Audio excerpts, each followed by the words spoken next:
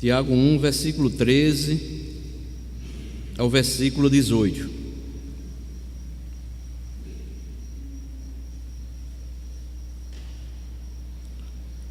Eu vou ler, os irmãos acompanham. Que nos diz assim a palavra do Senhor: ninguém, ao ser tentado, diga: sou tentado por Deus, porque Deus não pode ser tentado pelo mal, e Ele mesmo a ninguém tenta. Ao contrário, cada um é tentado pela sua própria cobiça, quando esta o atrai e seduz. Então a cobiça, depois de haver concebido, dá à luz o pecado, e o pecado, uma vez consumado, gera a morte. Não vos enganei, meus amados irmãos, toda boa dádiva e todo dom perfeito são lá do alto, descendo do Pai das luzes, em quem não pode existir variação ou sombra de mudança. Pois segundo o seu querer, Ele nos gerou pela palavra da verdade, para que fôssemos como que primícias das suas criaturas. Que Deus nos abençoe mais uma vez pela porção lida da sua santa palavra. Amém.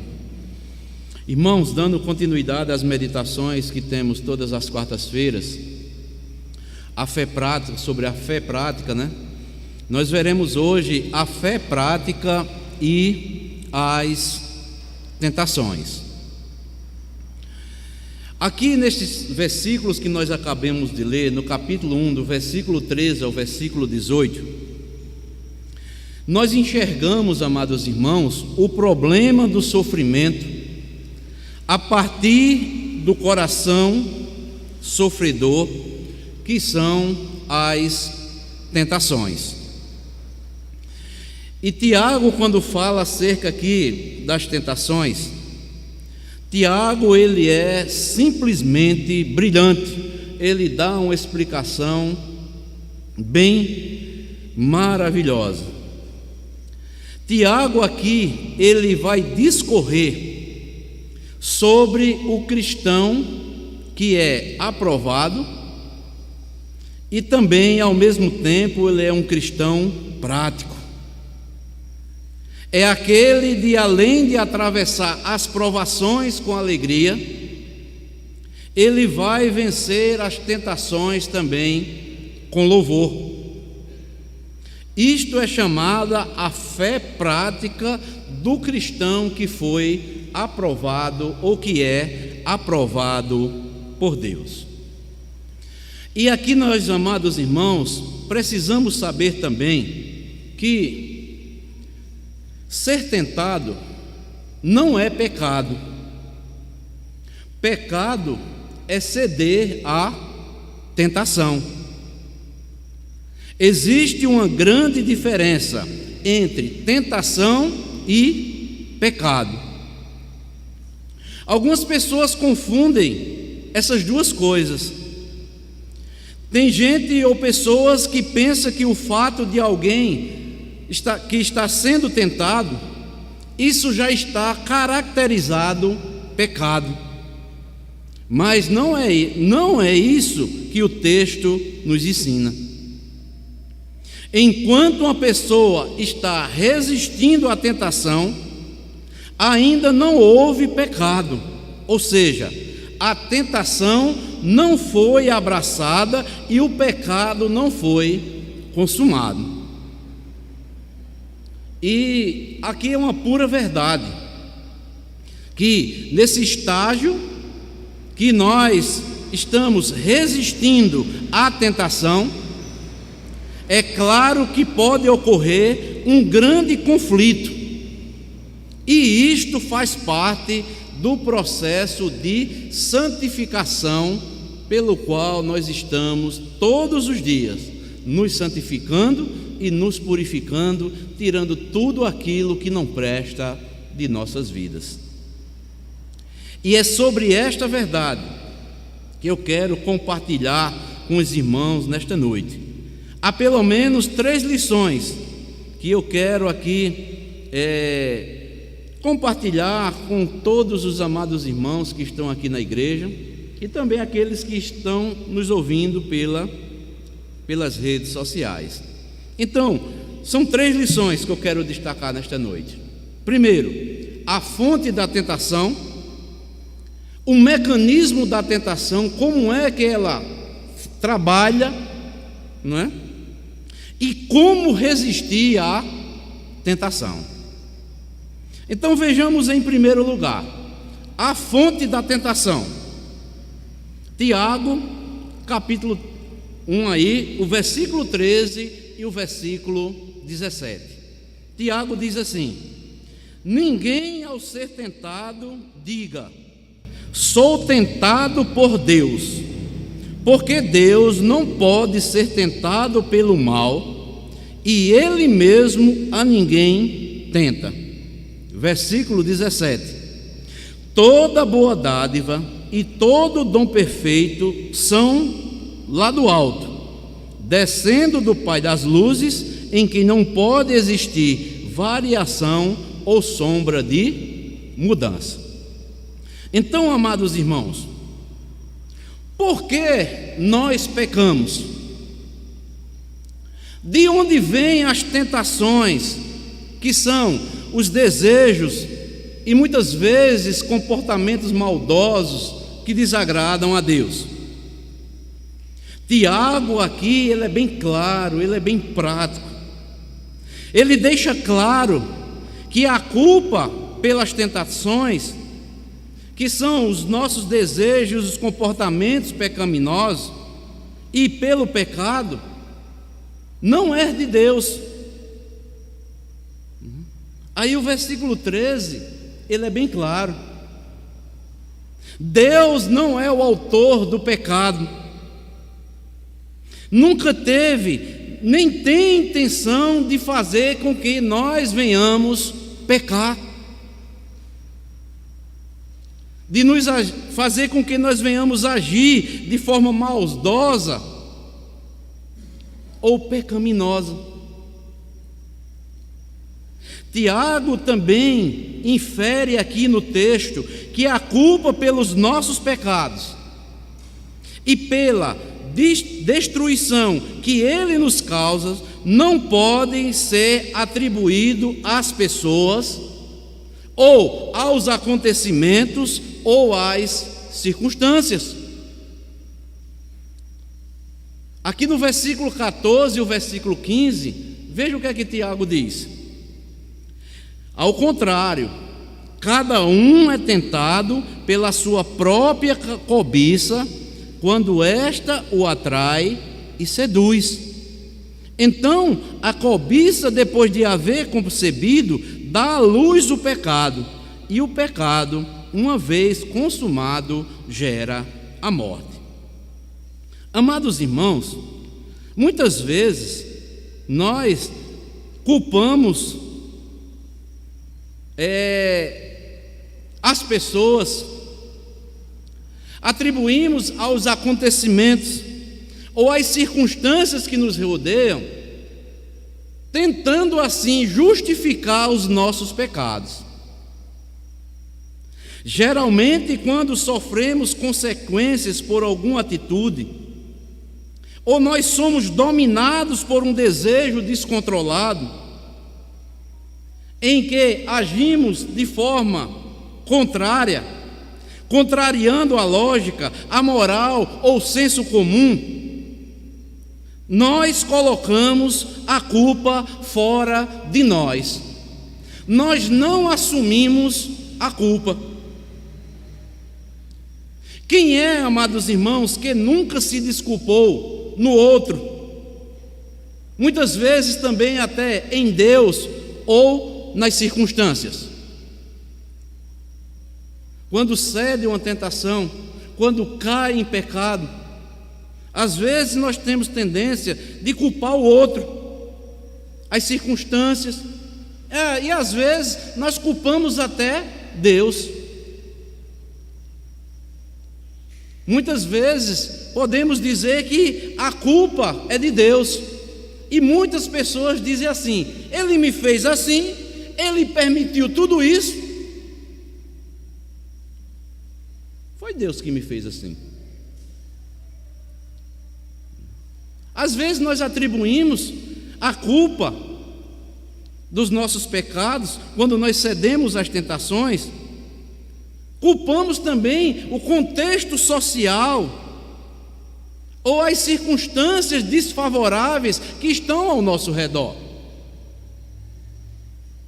Às vezes culpamos outra pessoa e dizemos: foi ele ou foi ela que me provocou, foi ele ou foi ela que me abusou, mas olha, foi ele que me trapaceou, ele me enganou, ou ele ou ela me agrediu. E às vezes nós dizemos: olha, eu pequei porque o estado que eu me encontro, olha, eu estou tão fragilizado, eu estou tão doente, minha mente está tão perturbada que eu caí em pecado, não resisti às tentações. Ou seja, Tiago, amados, ele nos ensina uma lição preciosa para as nossas vidas acerca da tentação.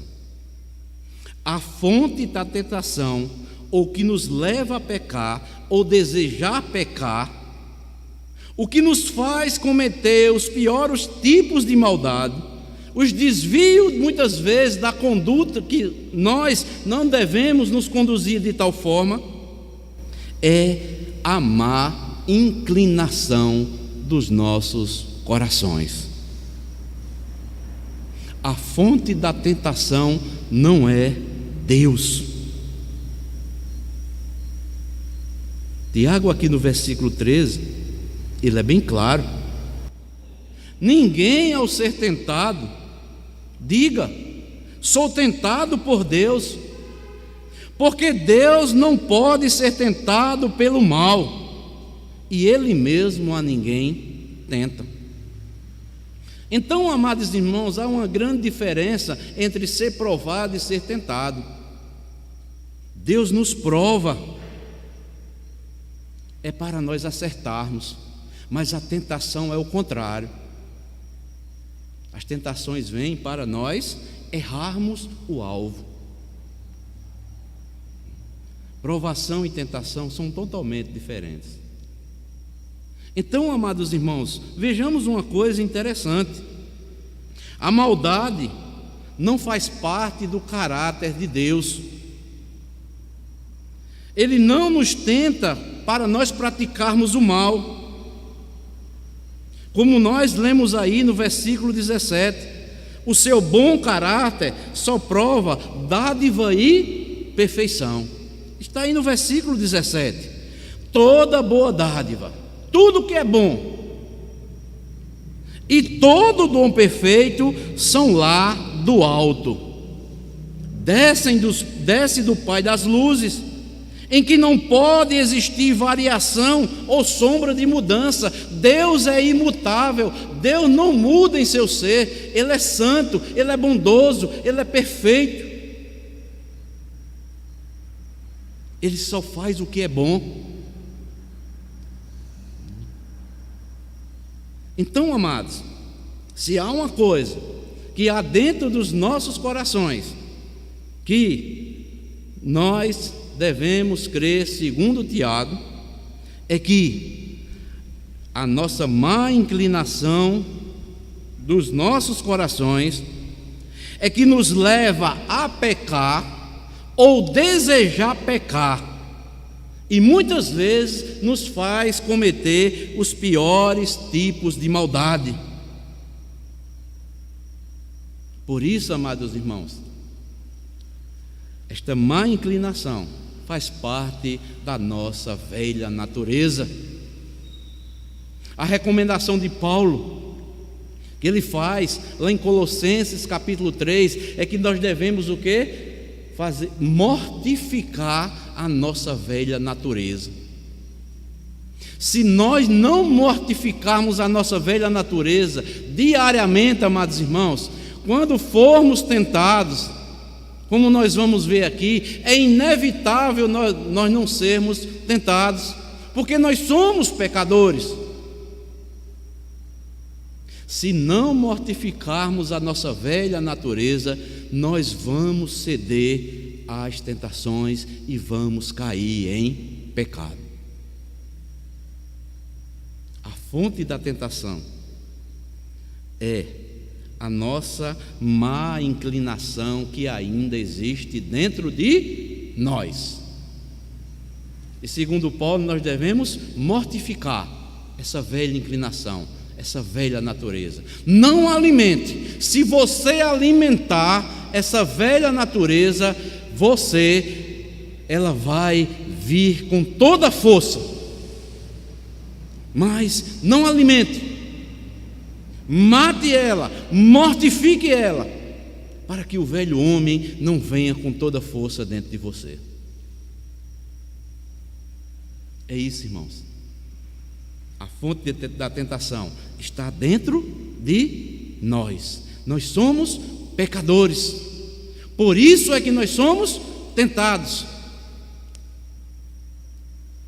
Mas em segundo lugar, nós vamos ver o mecanismo da tentação. Todo soldado, todo atleta, todo profissional bem-sucedido dirá que a conquista começa pela compreensão dos mecanismos. O soldado, por exemplo, ele pensa: quem é o inimigo? Como o inimigo pensa? Como é que ele age? O atleta também, ele vai também pensar: qual é a prova? Quais são os adversários? O que é que eu preciso para estar preparado para sair vitorioso? Então, é assim que devemos nos comportar. Toda ação, amados, depende da compreensão de certos mecanismos. E isto não é diferente com a tentação. Se quisermos sair vitoriosos frente às tentações, ou seja, aquelas inclinações maldosas que temos ainda dentro de nós, muitas inclinações até imorais que temos dentro de nós, muitas vezes também muitas inclinações que temos ainda dentro de nós, irresponsáveis, nós precisamos compreender o mecanismo da tentação. Por isso, Tiago, ele nos mostra uma imagem perfeita do mecanismo da tentação. Vamos ler aí do versículo 13 ao 16. Veja o que é que diz: ninguém ao ser tentado diga sou tentado por Deus, porque Deus não pode ser tentado pelo mal, e Ele mesmo a ninguém tenta. Ao contrário, cada um é tentado pela sua própria cobiça, quando esta o atrai e seduz. Então a cobiça, depois de haver concebido, dá à luz o pecado, e o pecado, uma vez consumado, gera a morte. Não vos enganeis, meus amados irmãos. Então, amados, veja só, a tentação começa com uma enganação, a de achar que sabemos o que é melhor para nós, desprezando ou reinterpretando a palavra de Deus. Nós não podemos, amados irmãos, deixar nos enganarmos. E o primeiro estágio da tentação começa com uma enganação. Tiago diz: Não deixes se enganar, meus irmãos. E o que é isso? Dentro de uma linguagem prática. Deixar-se enganar com o pecado, amados, significa desprezar o que a palavra de Deus diz e agir com a nossa consciência.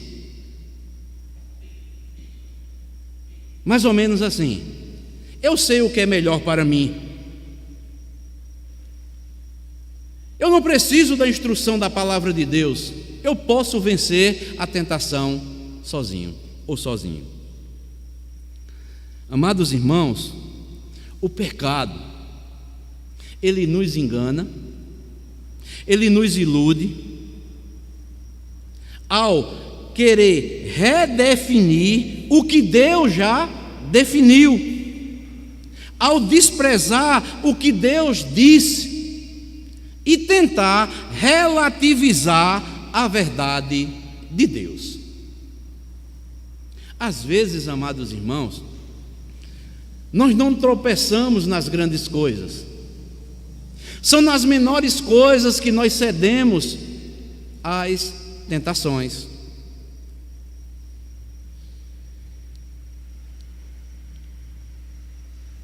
Às vezes, nós dizemos assim, não sei se os irmãos vão se lembrar dessas palavras que eu vou dizer aqui. Sim, eu sei, Deus já disse isso, mas é tão agradável, é tão atraente aos nossos olhos, e além disso, é tão desejável para obter discernimento. Eu quero provar.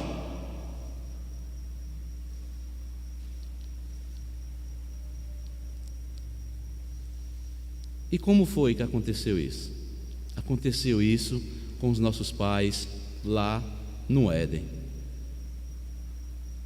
Eles foram enganados.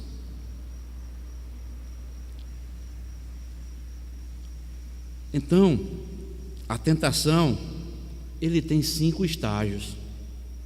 E o primeiro estágio da tentação, dentro do seu mecanismo, se chama enganação. O pecado engana, amados irmãos. O pecado é uma ilusão.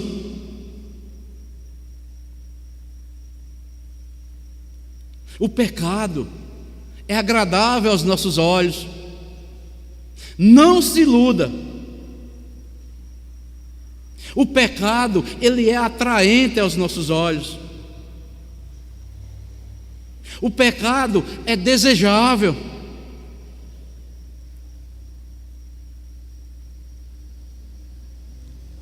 E às vezes o pecado nos atrai da seguinte forma: olha, experimente, para que você adquira mais experiência, você vai ter mais discernimento das coisas. É provando que você sabe, ou que você vai saber, você vai se tornar mais experiente. E nós muitas vezes, sabe o que é que acontece? Nós cedemos. Eu vou provar.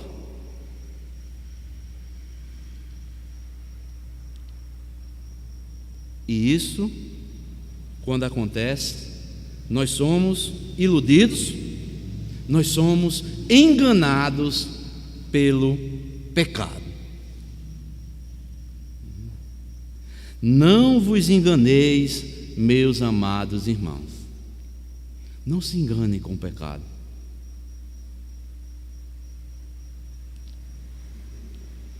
Mas o segundo estágio, dentro do mecanismo, o progresso da tentação, está a atração.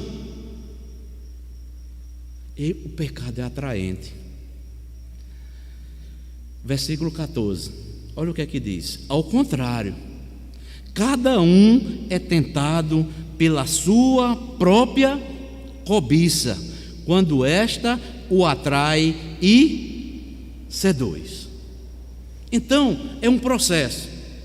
Ao se iludir com a mentira do que é possível viver sem a orientação da palavra de Deus, sem os parâmetros da revelação divina, ficamos vulneráveis aos nossos desejos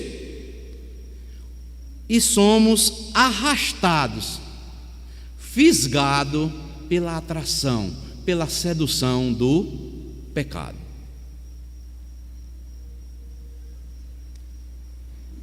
E é isso.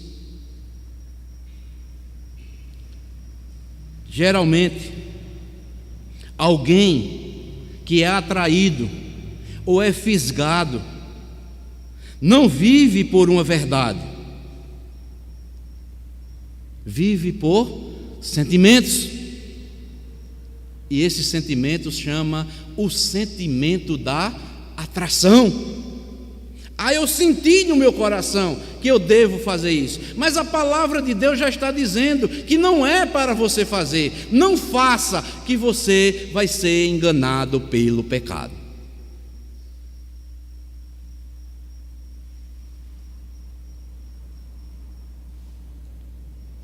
A tentação vem na forma de atração.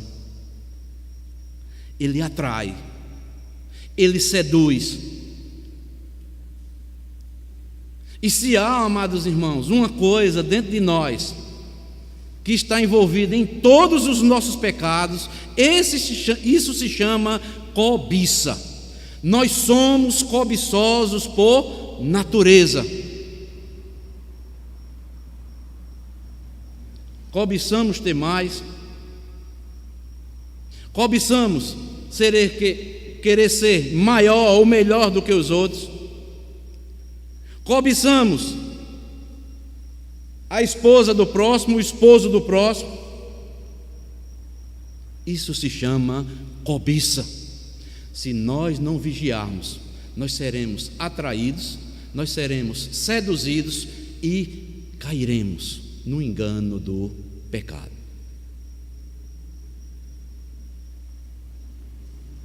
A cobiça é algo terrível.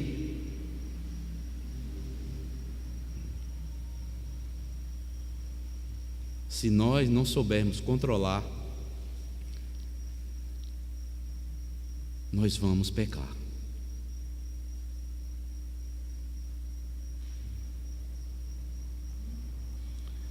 Se os nossos pais, lá no Éden, quando não havia ainda cedido o pecado contra Deus de forma prática, imagine nós que já nascemos, já viemos dos nossos pais Adão e Eva.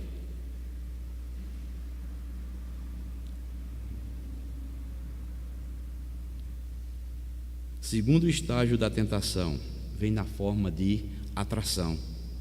Primeiro, é uma enganação. Ele tenta nos iludir. Segundo, ele nos atrai, nos seduz. E também há um terceiro estágio da tentação. E esta causa preocupação. Tiago, aí da parte B, diz: cada um é tentado pela sua própria cobiça, sendo por este arrastado ou seduzido. Ele é capaz de nos enganar, ou melhor, a tentação é capaz de nos enganar, nos atrair,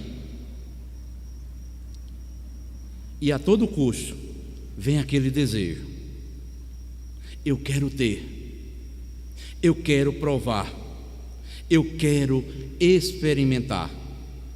E isso é a compulsão do pecado que brota dentro de nós, chamado cobiça.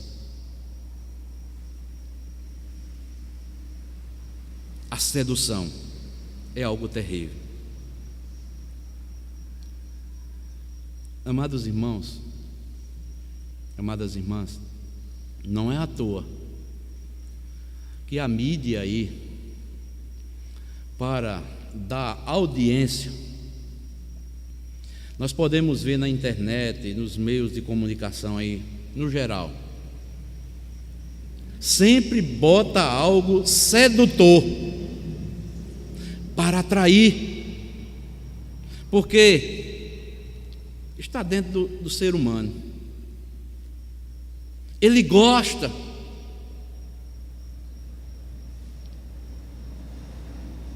Ele tem prazer de seduzir e também de ser seduzido. A tentação é algo terrível. Ela engana, ela atrai, ela seduz. Mas o quarto estágio da tentação é que ela dá luz ao pecado. Versículo 15 diz: então a cobiça, depois de haver concebido, dá luz ao pecado. Quando o mau desejo se encontra com a tentação, ocorre a concepção e posteriormente vem o nascimento do pecado.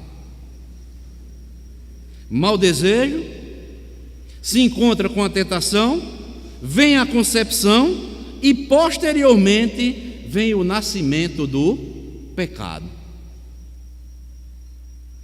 Pecado algum acontece sem esse processo: concepção, gestação e depois o fruto.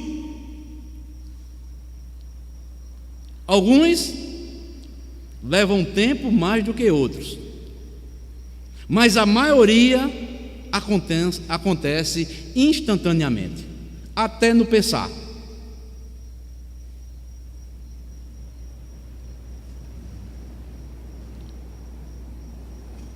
Amados irmãos,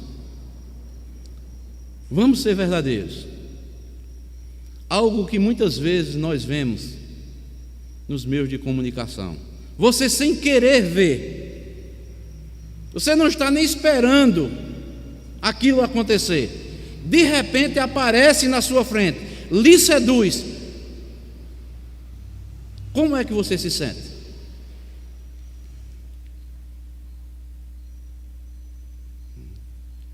Você fica até em choque, mas algo dentro de você, o quê? Vibra, desperta você. Aí é nesses momentos que nós temos que correr para a palavra de Deus. Está escrito, como Jesus assim o fez. Eu não posso alimentar isso na minha mente. Eu tenho que correr, eu tenho que tirar da minha frente. Senão, vai surgir o mau desejo, vai se encontrar com a tentação junto com a sedução e naturalmente vai gerar o pecado.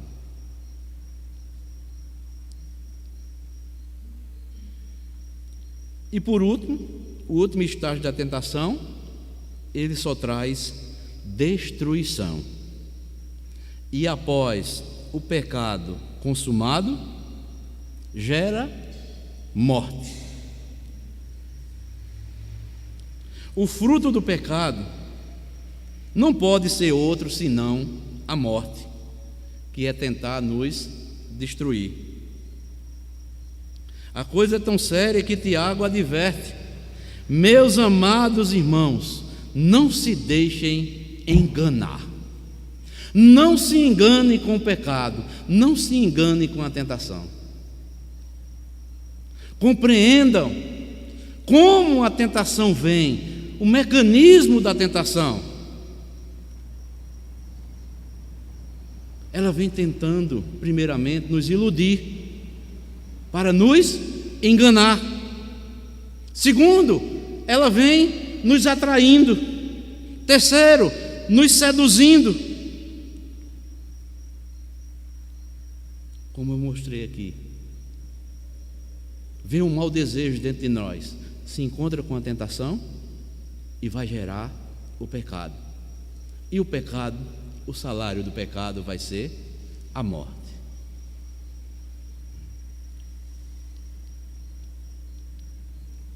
Quando vier, amados, a tentação, não nos enganemos, não devemos nos iludir, não deixemos ser atraídos pelo pecado, não deixamos ser seduzidos pelo pecado.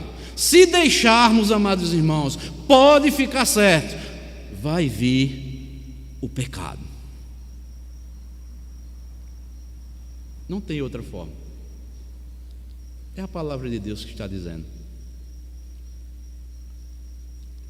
E, em último lugar, como resistir à tentação?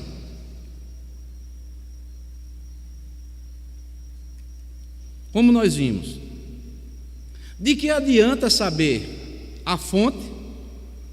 De que vale compreender o mecanismo da tentação, se não soubermos resisti-la? Então, Tiago mostra aqui que devemos resistir ao pecado, às tentações. Como? Em primeiro lugar, vou voltar ao versículo 16 novamente. Meus irmãos, não se deixem enganar. Não abandone os parâmetros da palavra de Deus.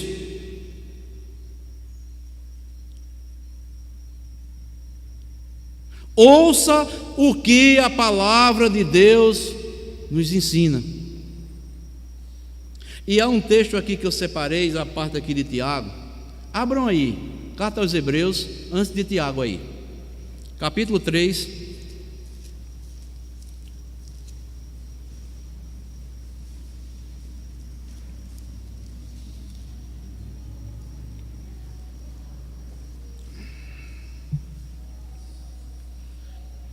Versículo 12, Hebreus 3, versículo 12 e o versículo 13.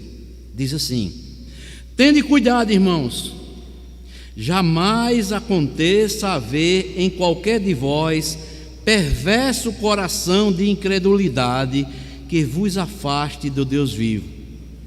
Pelo contrário, exortai-vos mutuamente cada dia, durante o tempo que se chama hoje, a fim de que nenhum de vós seja endurecido pelo quê?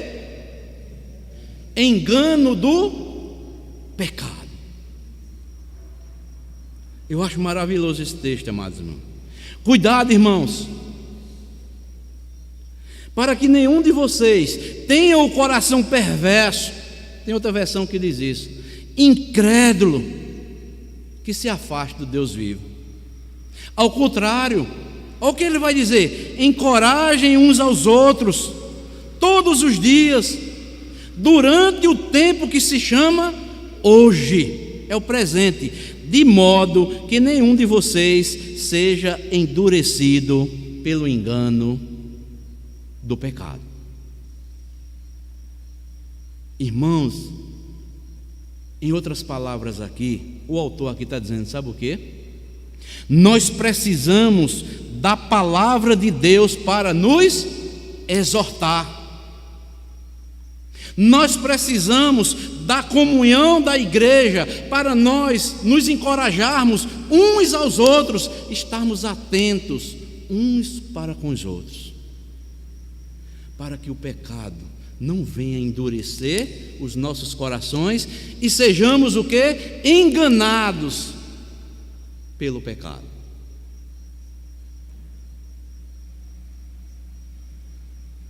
Não devemos nos enganar, devemos saber aproveitar a palavra de Deus, devemos aproveitar a comunhão da igreja, os cultos, as reuniões, para que possamos o quê? Exortarmos uns aos outros, encorajarmos uns aos outros. Por que, amados irmãos, há tantos cristãos com os corações endurecidos?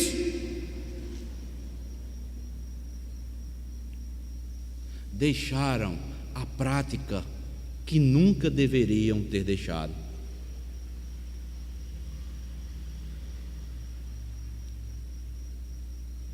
Não honram com seus compromissos, primeiramente para com Deus.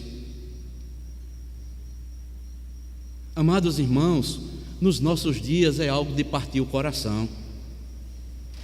As lembranças que, graças a Deus, eu conheci o Evangelho aqui nessa igreja quando era menor, os cultos doutrinários, as reuniões de oração, as escolas bíblicas dominicais eram lotadas. Mas o povo dos nossos dias, o povo que diz que é povo de Deus, não tem a alegria de estar na casa mais do Senhor, como diz o salmista: alegrei-me quando me disseram, vamos à casa do Senhor. O povo hoje de Deus, que se chama povo de Deus, é um povo que se diz que tem conhecimento, mas um povo mais endurecido, e nós podemos ver isso é pela prática, pela conduta, como estão vivendo.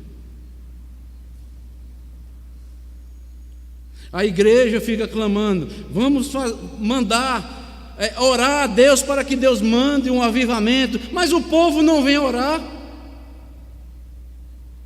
O povo tem preguiça de orar. O povo não tem a alegria de ver seus irmãos, de reencontrar seus irmãos, de falar com seus irmãos, de ter mútua comunhão. Primeira exortação: não se deixe enganar. Não abandone os parâmetros da palavra de Deus. Nós precisamos da palavra de Deus para nos exortar.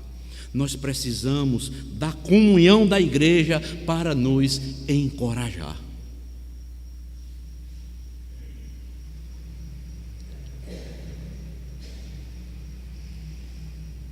Eu pergunto, amados irmãos, às vezes as pessoas dizem, eu tenho um compromisso, eu não posso ir à igreja no meio de semana, porque eu estou cansado, por isso. São tantas desculpas, tem motivos que são justificáveis, mas eu vou dizer uma coisa, amados irmãos, são tantas desculpas que não tem como justificar, que nós ficamos até assim: Deus, meu Deus, tenha misericórdia da tua igreja.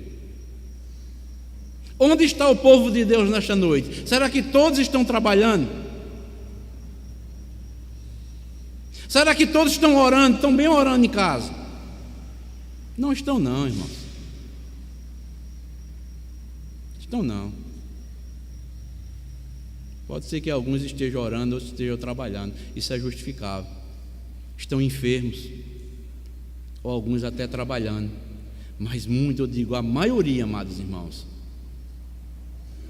não vem porque não tem prazer de cumprir os seus votos que fizeram para com o Senhor.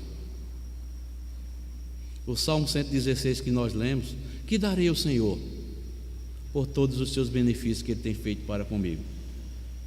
Ele diz o quê? Cumprirei os meus votos na presença do Senhor, sacrifícios agradáveis a Deus.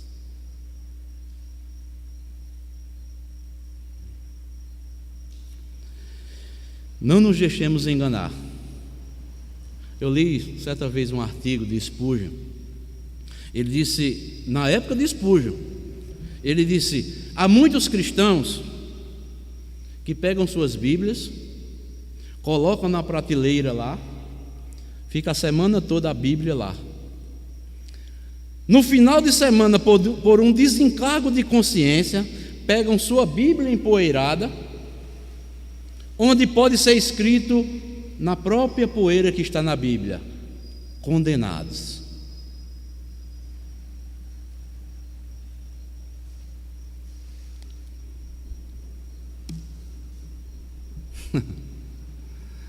De Deus, amados irmãos, não se zomba.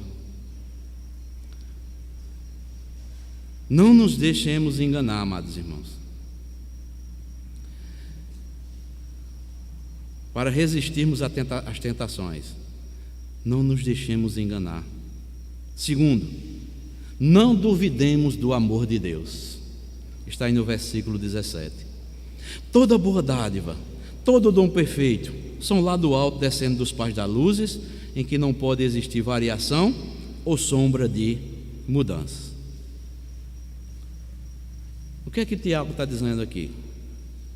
Olha, resiste às tentações. Não se iludam. Não deixem ser atraídos. Não deixem ser seduzidos. Não duvide do amor de Deus. Tenha fé em sua palavra. Confie em suas promessas. Ao ser tentado, deposite sua fé na palavra de Deus. Confie nas promessas que ela tem para você.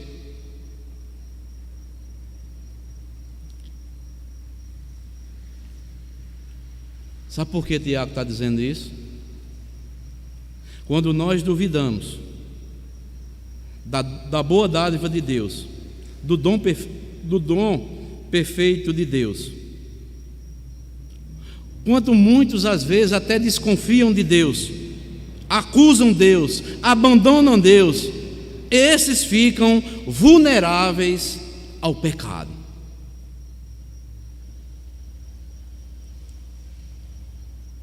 Deus, Ele é bom, mas Ele não comunga com o pecado. Não acuse Deus por causa dos seus pecados. Não desconfie de Deus. Talvez você pode até pensar, é Deus que está me tentando para ver se eu peco. Não, Deus não tenta ninguém não. Se é que você já não caiu. E tenta sempre, ou procura sempre um culpado para o seu pecado.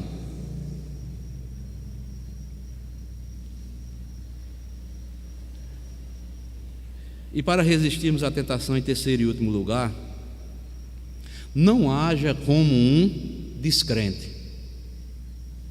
Está aí no versículo 18. Pois segundo o seu querer, Ele nos gerou pela palavra da verdade, para que fôssemos como que primícias das suas criaturas. Tiago está escrevendo aqui para os crentes, dizendo que eles foram soberanamente e graciosamente salvos por Deus. Eles não deviam, ou não deviam viver como se não houvesse neles a palavra da verdade, que não se deixa enganar.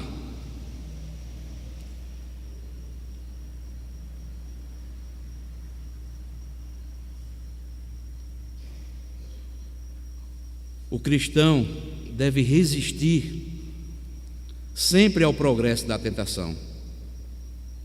O cristão não convém ele mais viver como se não houvesse a palavra de Deus implantada nele. Ele tem que viver como nova criatura. As coisas velhas se passaram e tudo se faz novo.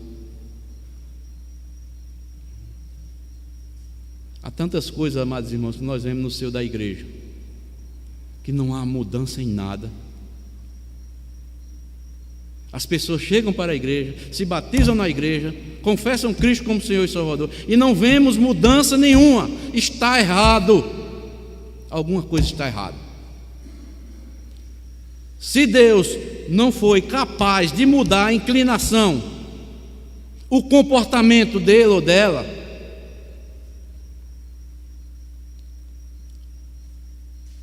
estamos dizendo que a força de Deus ela é pequena. Mas alguém que é habitado pelo Espírito Santo, nascido do alto, a palavra de Deus, como o Tiago diz aqui, está implantada em seu coração, necessariamente vai haver mudança naquela vida. Então a exortação de Tiago é esta: não vivam como descrente, não hajam como descrente.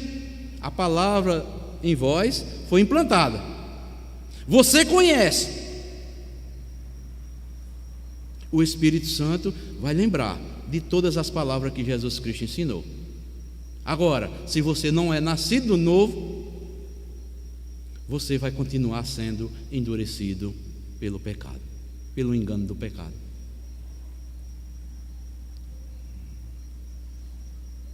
Amados irmãos, seria uma contradição alguém dizer: eu sou nova criatura, habita o Espírito Santo dentro de mim, e não ter mudança de vida, de hábito, de comportamento. Está errado. Não é nova criatura.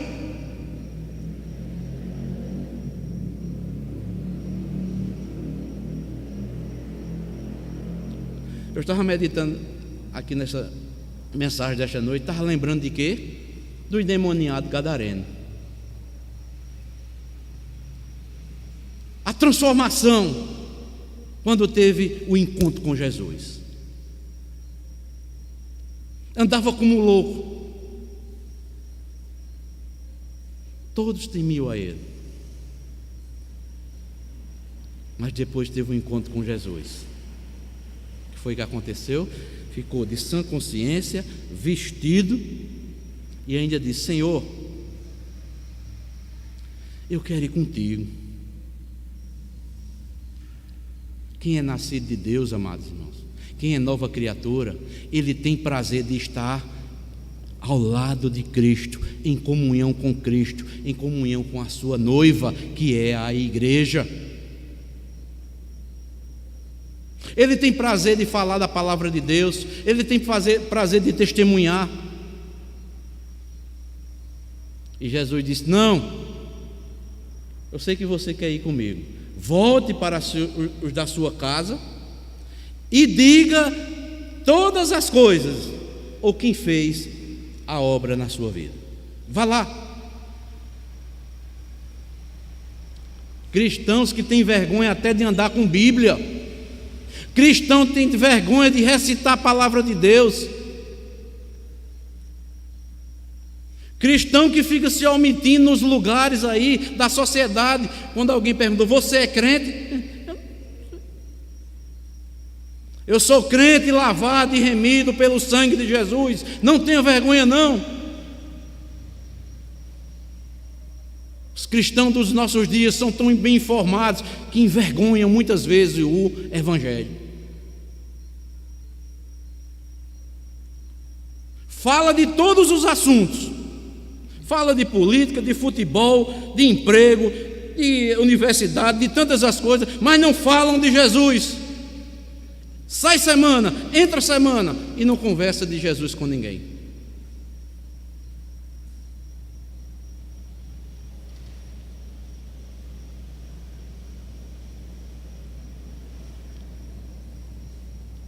Então, amados, finalizando, como resistir à tentação? Não se deixe enganar, não duvide do amor de Deus, não haja como um descrente. Sejais, Jesus disse, sejais crentes e não incrédulos. Não haja como um incrédulo.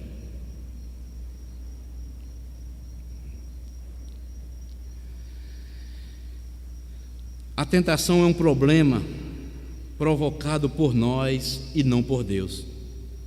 O diabo é o tentador, mas está em nós cair na tentação e pecar. Devemos reconhecer nossa vulnerabilidade, nossa fraqueza e nos refugiarmos na graça de Deus.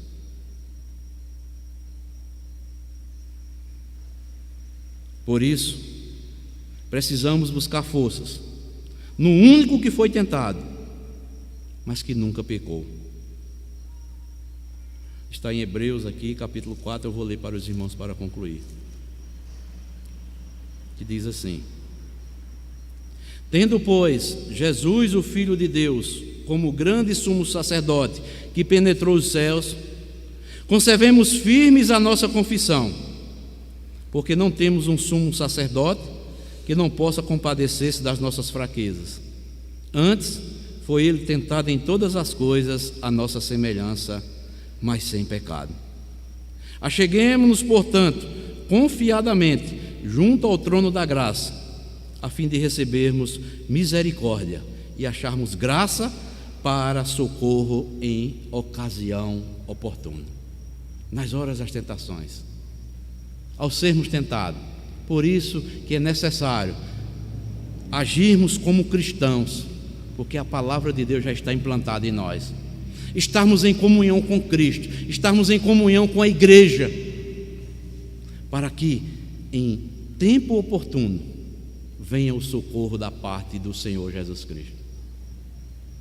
Ele foi tentado em todas as coisas, para mostrar que ele, Jesus Cristo, é 100% homem, mas sem pecado.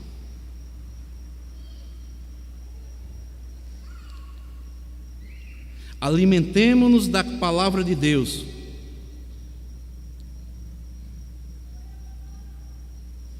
e cuidemos, dia após dia, da nossa comunhão com Cristo, com os nossos irmãos, para que assim possamos combater e resistir toda e qualquer tentação que sobrevier sobre as nossas vidas. Deus tenha misericórdia de nós, amados. Um tempo tão difícil que estamos vivendo. Um pluralismo religioso tão grande que estamos vendo nos nossos dias. Fala-se tanto de Cristo, mas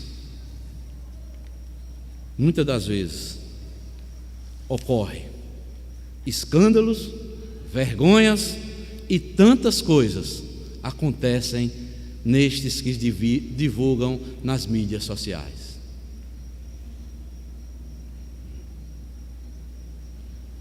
No próximo estudo nós veremos a fé prática e a religião verdadeira.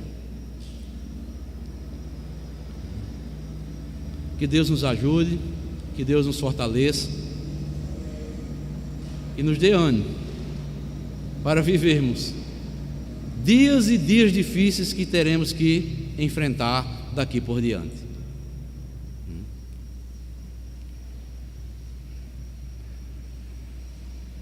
A palavra de Deus diz: só gritos vazios Deus não ouve. Deus quer ver uma igreja fervente. Quando eu falo igreja, estamos falando nós. Uma igreja em fervente oração, uma igreja em fervente comunhão com o Senhor e com os irmãos, uma igreja que possa combater o mal com um bom testemunho no meio de uma sociedade má e corrupta. Os crentes hoje querem impedir o que Deus não vai impedir, segundo a palavra de Deus.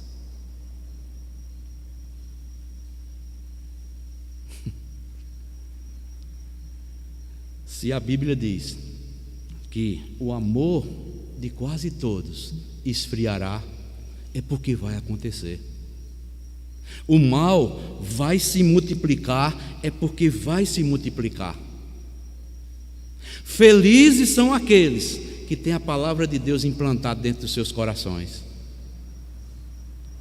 Esses devem buscar refúgio no Senhor Jesus Cristo e descansar nele.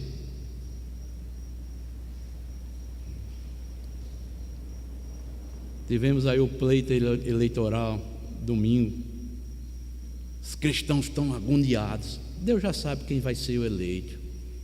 Oremos apenas, entreguemos ao Senhor. Deus não é um Deus descontrolado. Nada vai acontecer fora do que Deus já decretou. Porque diz a Bíblia, o coração do rei está na mão do Senhor. Ele é quem bota e Ele é quem tira. Mas muitos dos nossos dias, nós estamos vendo o povo de Deus apavorado.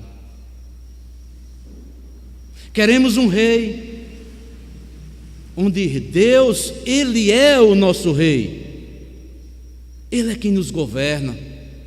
E devemos viver debaixo do seu governo. Isso é que é reconhecer Jesus como Senhor e como Salvador. Eu tenho que estar debaixo do governo de Deus, o senhorio de Deus. Mas o povo dos nossos dias está como no tempo lá de que escolheram um rei, Samuel.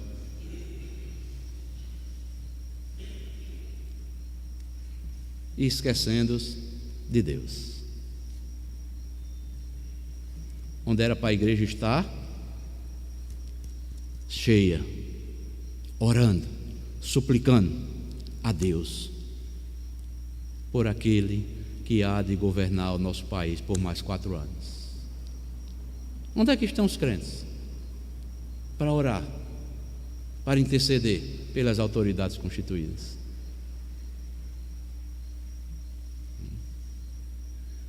Então, amados, Deus nos ajude e Deus nos fortaleça, em nome de Jesus, amém.